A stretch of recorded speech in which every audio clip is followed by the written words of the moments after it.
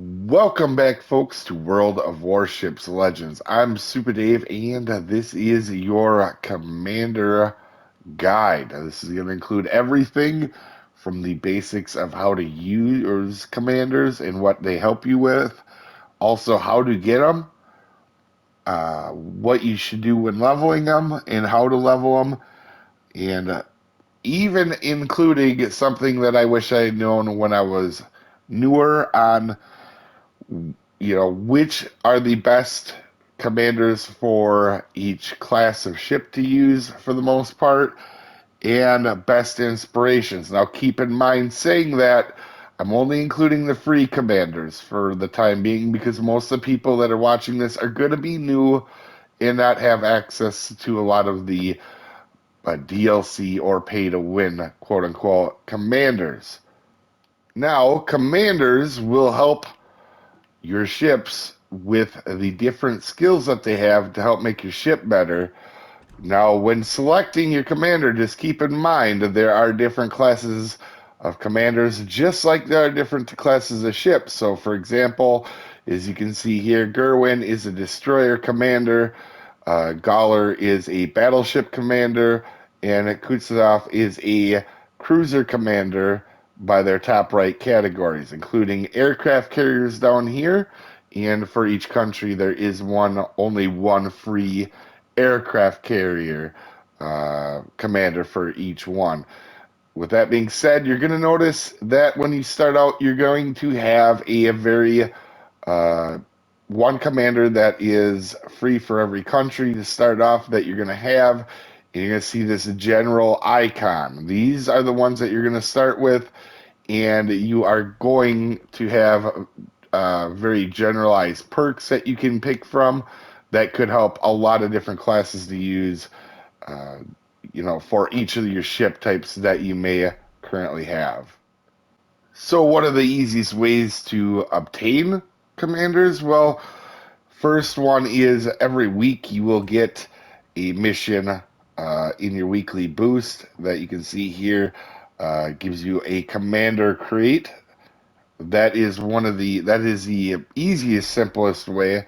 But there also is some other ways. If you do happen to have premium ships, as you can see here at tier 7, there's another one. So you just got to check out the missions because these do change from time to time, once in a great while. So they may be different as you watch this video. Another good one that I don't hear many people talk about is your bureaus. This is actually a really good way to get free commanders. So if you notice in your bureaus, if you start working on some, we'll go ahead and take a look at the Z51. You can see if you just complete the first segment of it, you can get Eric Bay for that segment reward. Now, if you have Bay, it will give you a personal combination, which we will get into down the road. So, but a lot of Bureau projects have a commander in their first segment, so that is a very good way to get commanders early on, especially if you're a free to play. Another free way to go ahead and get commanders also is if you stockpile enough of your commander XP, which you get just from naturally playing games. You can go ahead and buy them in the store with your blue XP, the blue commander XP. Otherwise, you can get commanders with your silver or doubloons if you're a person that does want to pay for them. And also, once in a while, if you go into other categories, you might see some that are part of the current event that is going. Right now, there is none right now, but a lot of times there will be in this category.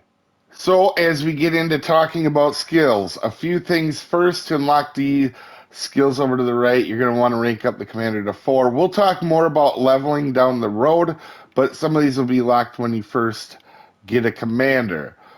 Uh, so, right off the bat, a few things you need to know. You need to know the ship that you're building the commander for. For example, this perk is not going to help an aircraft carrier at all because you can see cruiser, destroyer, and a battleship that this will help, but not an aircraft carrier.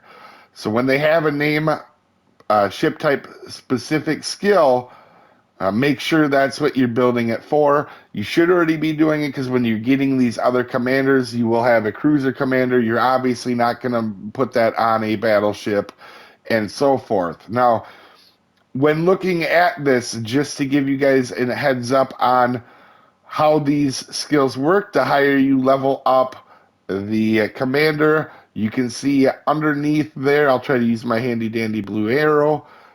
You can see that every time you get these leveled up farther and farther, the perks or the skills, how much they help you get better. So, for example, on Dewey, at the first tier of this perk, it only gives you a 0.5% extra fire chance. But when you have a much higher leveled up, it is a 2%. So they do get better as they go. Just keep in mind the higher you level, and we'll get into that later in the video. But the higher you level, the much more resources it costs to level these things up. Now, also, we have the skills over here that you can choose from. Also, each commander is going to have a base trait. This is going to be different than all the other commanders. It generally is never the same. And as this gets stronger, just as you level up your commander. A really nice thing about base trait skills is these can be used on other commanders. So, for example, you see these inspiration slots. You see one is locked and one is available, and I have Du Fournette's base trait here.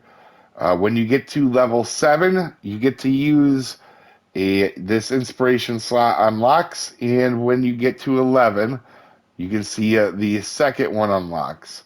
One thing to note with these skills too, before I forget, you're going to see these these colored lines behind it. Orange means essentially offensive, and the green means kind of defensive or kind of like maneuverability, for example.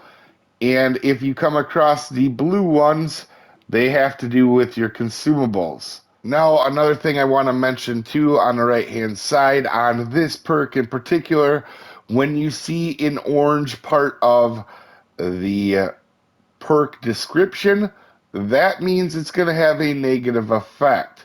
So make sure the good effect or the effect you're looking for outweighs what you're losing. For example, here we are gaining destroyer detectability, but we are losing our health.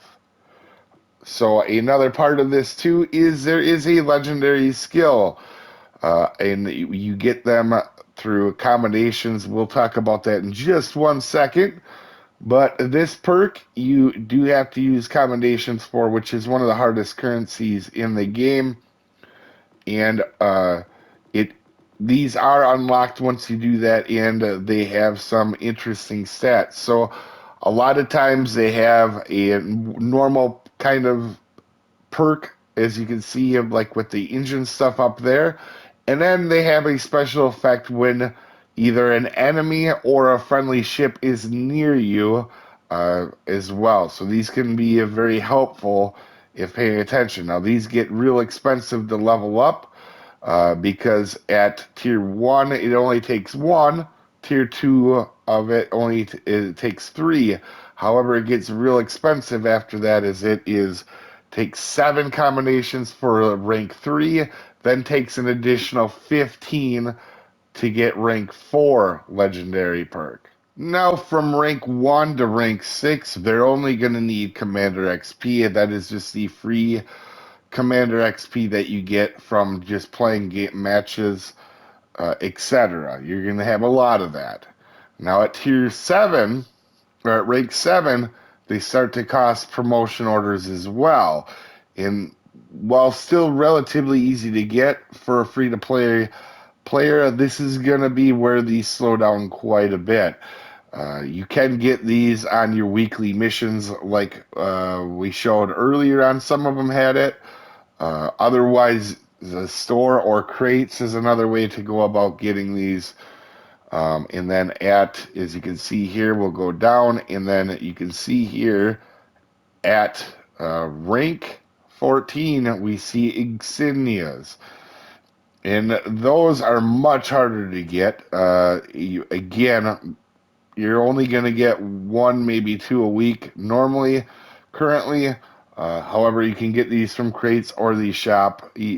Without paying, commanders can be a real struggle. So if you're free to play, just know that some of this is going to take a lot of time, and that's okay. And you can see at rank 15 or rank 16, they cost even more. And it's a lot of promotion orders to get to level 16 as well. There's a lot of resources involved. The Commander XP, not so hard, but the other two, definitely more expensive. So definitely, we're going to talk about leveling here in a second, but you want to be careful what you rank up and make sure it's something that you do want to rank up, because level 16, which I do not recommend doing very early at all, that costs essentially twice of what a level 11 commander is, and the level 11 commander costs quite a bit more than the level 7, as you can see. So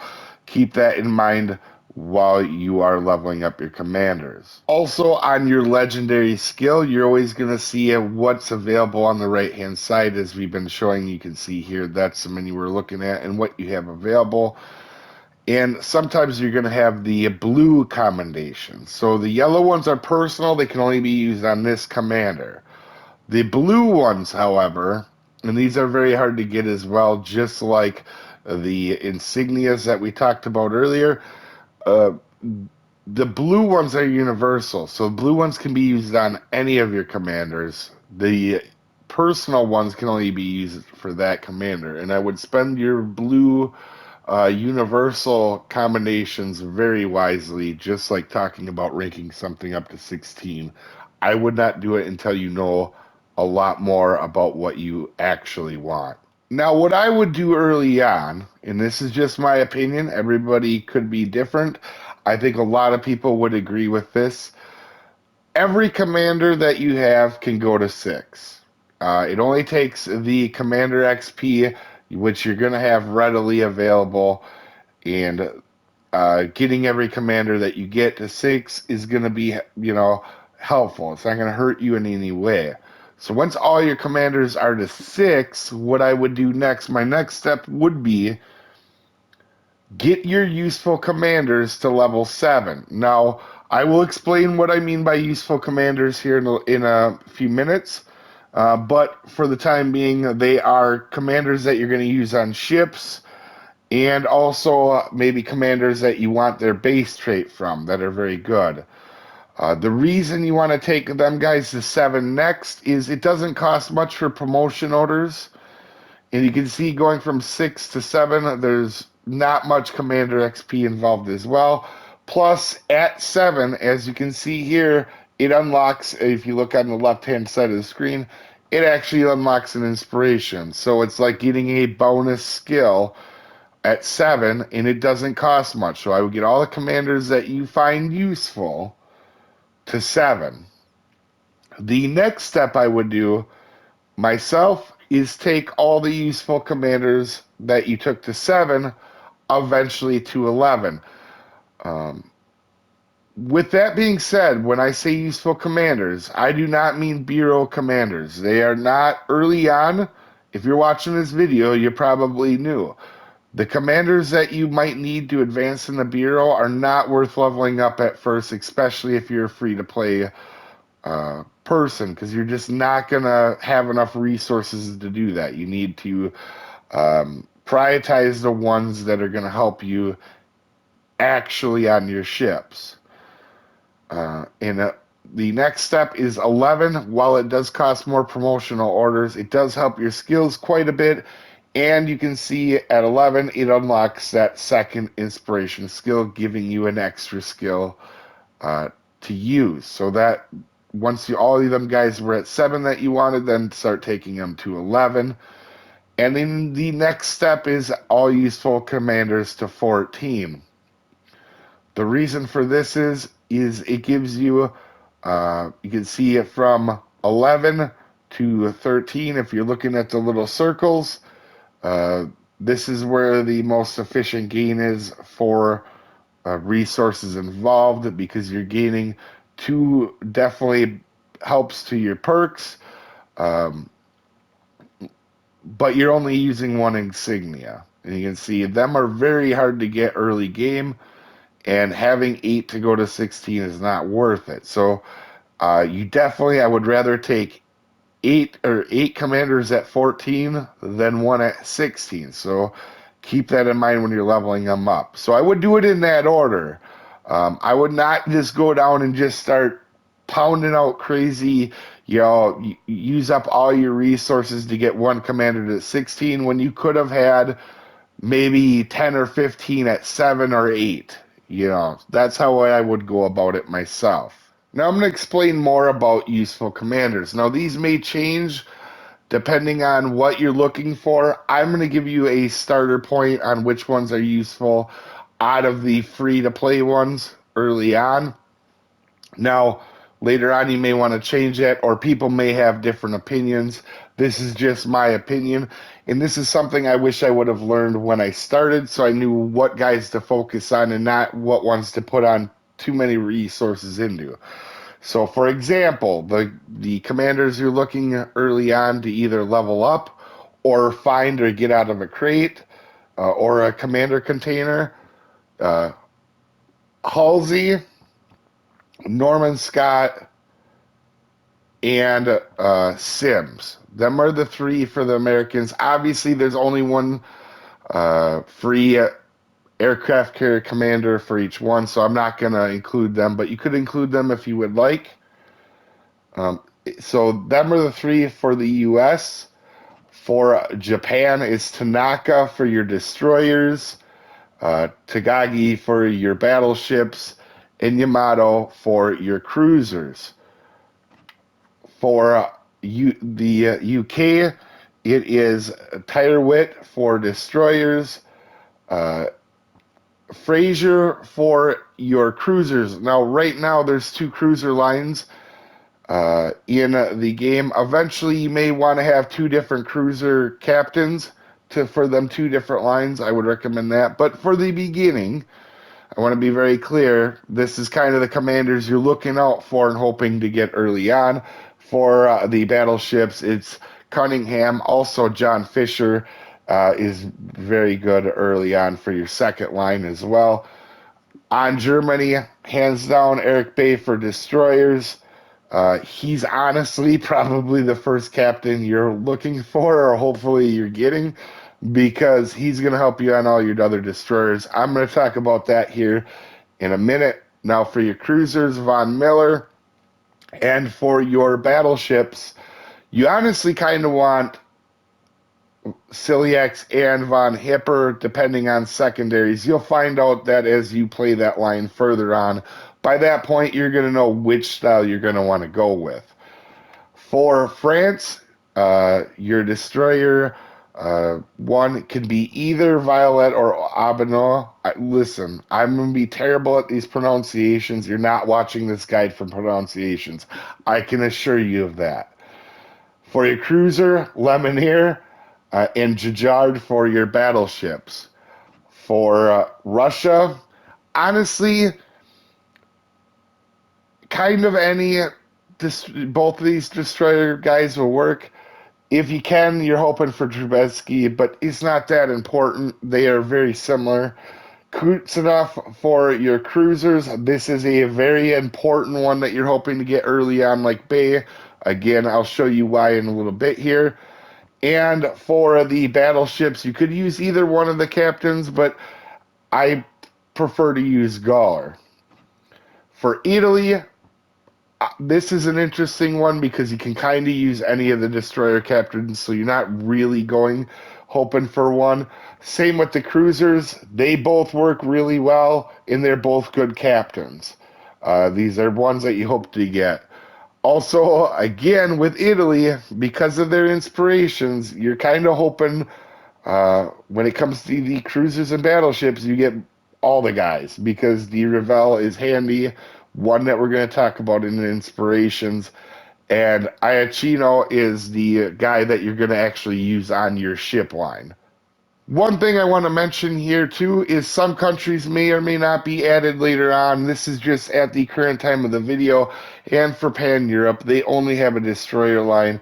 Either one of these destroyer captains will work, but you're really hoping for Swirsky for his inspiration and to use on your line, as well as on Pan Asia, they only have a destroyer and cruiser line, and you're hoping for side chain, and obviously there's only one cruiser there. So hopefully that helps you kind of pick, giving you a starting point to what captains you're kind of looking out for or to use on a particular set of ships early on. So now we're going to talk about inspirations.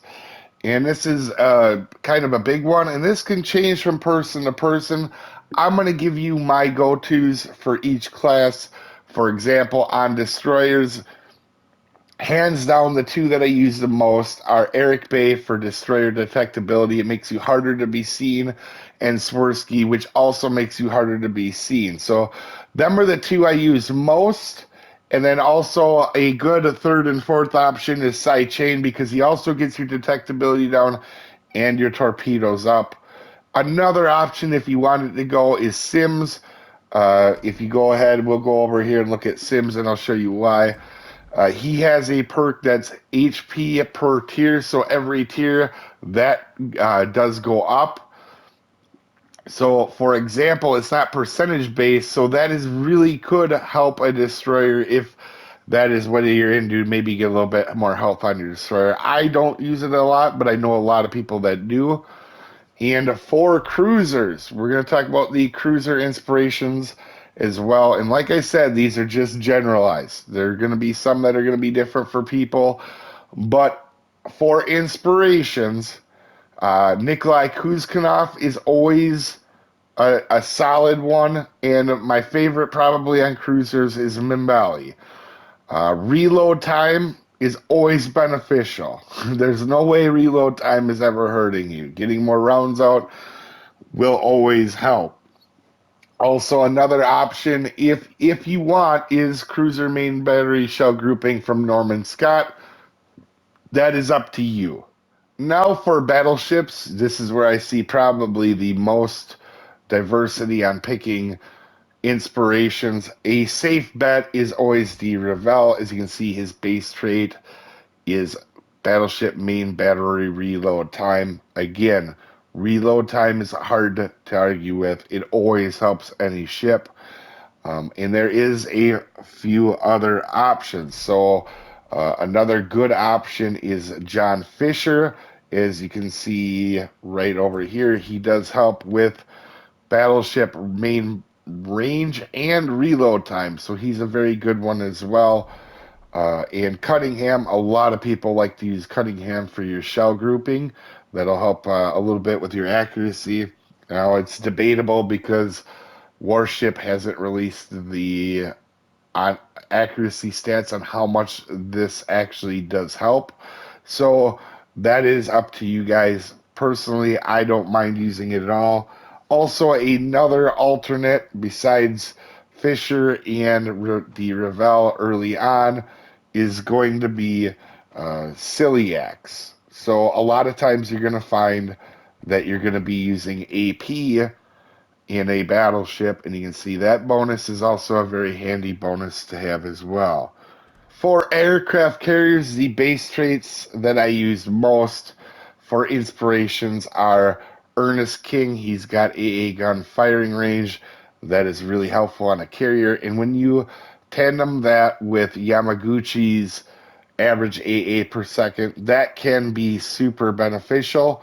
Um, there is a few alternates. Tanaka for torpedo damage. Almost every aircraft carrier that I know of has torpedoes.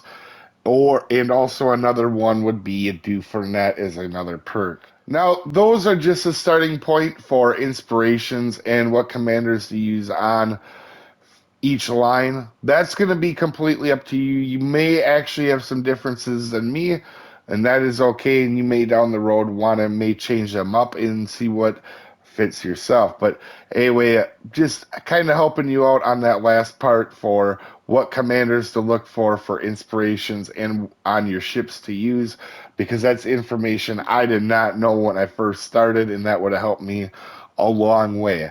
Anyway, hopefully this guide helps you out, and you guys have an amazing day, and I'll see you next time, folks. Have a good one.